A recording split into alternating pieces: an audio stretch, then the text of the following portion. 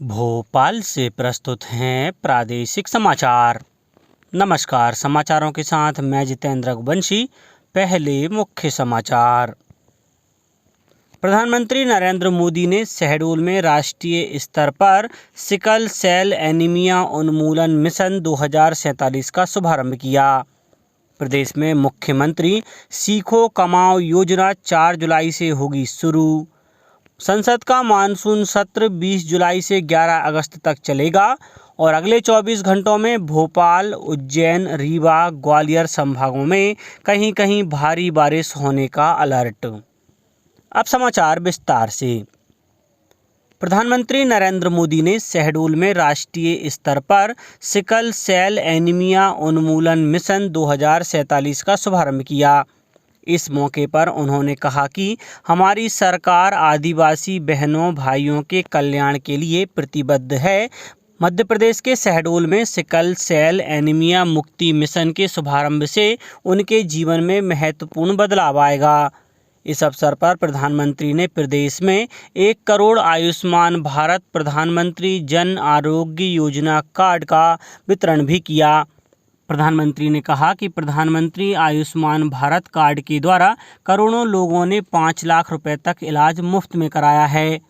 प्रधानमंत्री ने इस मौके पर कहा कि रानी दुर्गावती की 520 जन्म जयंती को पूरे देश में सरकार मनाएगी। उन्होंने कहा कि रानी दुर्गावती के जीवन पर फिल्म बनाई जाएगी और उनकी स्मृति में एक चांदी का सिक्का निकाला जाएगा। शहडोल के पकरिया गांव में स्वयं सहायता समूह की महिला सदस्यों से मुलाकात की, साथ ही पैसा एक्ट कमेटियों के सदस्यों और जनजातीय बाहुल्य गांव से आने वाले फुटबॉल खिलाड़ियों से बात भी की। प्रदेश में मुख्यमंत्री सीखो कमाओ योजना का शुभारंभ भोपाल के रविंद्र भवन में 4 जुलाई को होगा। कार्यक्रम में MMSKY पोर्टल का शुभारंभ भी किया जाएगा। मुख्यमंत्री शिवराज सिंह चौहान ने इंजीनियरिंग, पॉलिटेक्निक, ITI और उच्च शिक्षा महाविद्यालयों के विद्यार्थियों के अलावा 11वीं 12वीं के विद्यार्थियों को भी कार्यक्रम में जोड़े जाने के निर्देश दिए हैं। रसायन और उर्वरक मंत्री मनसुख मांडविया ने कहा है कि 2025 तक देश में प्रतिवर्ष नैनो यूरिया की 44 करोड़ बोतल का उत्पादन करने का लक्ष्य रखा गया है। उन्होंने कहा कि इस लक्ष्य को हासिल करने के लिए देश भर में 9 संयंत्र स्थापित किए जाएंगे। श्री मांडविया ने नैनो यूरिया के फायदे बताते हुए कहा कि फसलें नैनो यूरिया को 80% अधिक सोखती हैं, जबकि पारंपरिक यूरिया के सोखने की दर केवल 30% है। उन्होंने कहा कि नैनो यूरिया किफ़ायती है और इससे फसल की पैदावार भी बढ़ती है। नैनो यूरिया की निर्यात संभावनाओं पर उन्होंने कहा कि अमेरिका और अन्य कई देशों ने इसमें रुचि दिखाई है। उन्होंने कहा कि देश में नैनो यूरिया का उत्पादन बढ़ने पर इसका निर्यात बढ़ाने के प्रयास भी किए जाएंगे। श्री मांडविया ने कहा कि आयात पर निर्भरता कम करने और यूरिया उत्पादन में आत्मनिर्भरता हासिल करने के लिए एक लक्ष्य तय किया गया है। उन्होंने कहा कि उत्पादन बढ़ाने के लिए पिछले 7 वर्षों में देश में 6 यूरिया उत्पादन संयंत्र स्थापित किए गए हैं। कल राष्ट्रीय चिकित्सक दिवस था। यह दिन मशहूर डॉक्टर और पश्चिम बंगाल के दूसरे मुख्यमंत्री डॉक्टर बिधान चंद्र रॉय की स्मृति में मनाया जाता है। चिकित्सक दिवस का आयोजन समाज की भलाई के लिए स्वास्थ्य सेवा के प्रति चिकित्सकों के समर्पण तथा उनके योगदान के सम्मान स्वरूप किया जाता है। कल सनदी लेखाकार यानी चार्टर्ड अकाउंटेंट दिवस था। प्रधानमंत्री नरेंद्र मोदी ने इस अवसर पर चार्टर्ड अकाउंटेंट की भूमिका का उल्लेख करते हुए कहा कि देश की अर्थव्यवस्था को मजबूत बनाने में सनदी लेखाकारों का योगदान महत्वपूर्ण रहा है। वहीं मुख्यमंत्री शिवराज सिंह चौहान ने सभी सम्मानित चार्टर्ड अकाउंटेंट को राष्ट्रीय चार्टर्ड अकाउंटेंट दिवस की हार्दिक शुभकामनाएं दी। श्री चौहान ने एक ट्वीट में कहा कि देश और प्रदेश की आर्थिक प्रगति एवं विकास में चार्टर्ड अकाउंटेंट की भूमिका महत्वपूर्ण और सराहनीय है। प्रधानमंत्री नरेंद्र मोदी ने कहा है कि अमृत काल में देश के गांवों और किसानों की क्षमता बढ़ाने के लिए सहकारिता क्षेत्र की भूमिका बहुत अधिक बढ़ने वाली है। नई दिल्ली में 17वें भारतीय सहकारिता सम्मेलन के उद्घाटन अवसर पर प्रधानमंत्री ने कहा कि देश में सहकारिता क्षेत्र को मजबूत करने के लिए सरकार ने कई कदम उठाए हैं। उन्होंने कहा कि सरकार किसानों के कल्याण और कृषि के हर क्षेत्र को विकसित और आत्मनिर्भर बनाने के प्रयास कर रही है। श्री मोदी ने कहा कि केंद्र सरकार कृषि और किसानों के कल्याण के लिए हर वर्ष 6.5 लाख करोड़ रुपए से अधिक खर्च कर रही है। उन्होंने कहा कि छोटे और मंझोले किसानों को सरकारी योजनाओं से बहुत लाभ हुआ है। भारतीय राष्ट्रीय सहकारिता संघ द्वारा आयोजित इस 2 दिन के सम्मेलन का विषय है अमृतकाल सशक्त भारत के लिए सहकारिता से समृद्धि। सम्मेलन का उद्देश्य सहकारिता आंदोलन के रुझानों पर चर्चा करना है, सफल सहकारी संगठनों की श्रेष्ठ पद्धतियों और सहकारिता क्षेत्र की चुनौतियों की जानकारी देना है। सम्मेलन में सहकारिता क्षेत्र से जुड़े 3,500 से अधिक प्रतिनिधि भाग ले रहे हैं।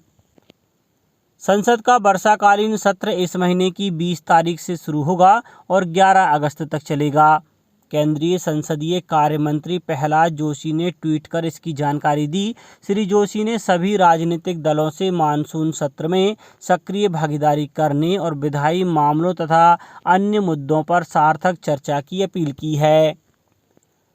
Housing development finance corporation limited और HDFC बैंक का विलय कल से प्रभावी हो गया।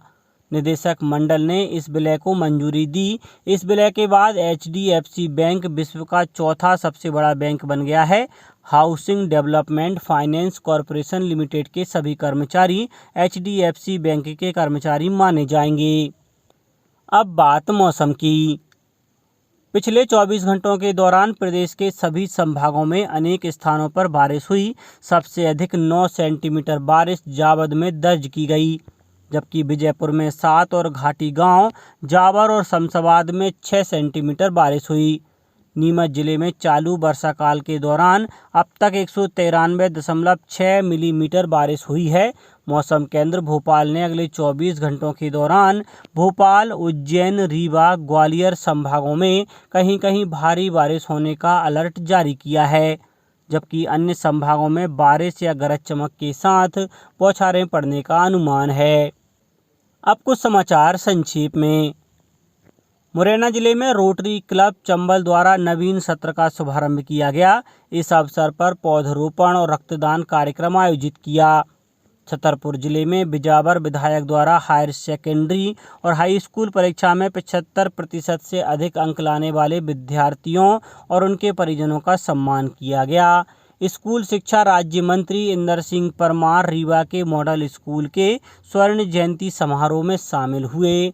बैतूल जिले के घोड़ा डोंगरी तहसील के कचलोरा गांव में नाले में 2 बालक डूब गए। हादसे में एक बालक की मौत हो गई, जबकि एक गंभीर रूप से घायल हो गया।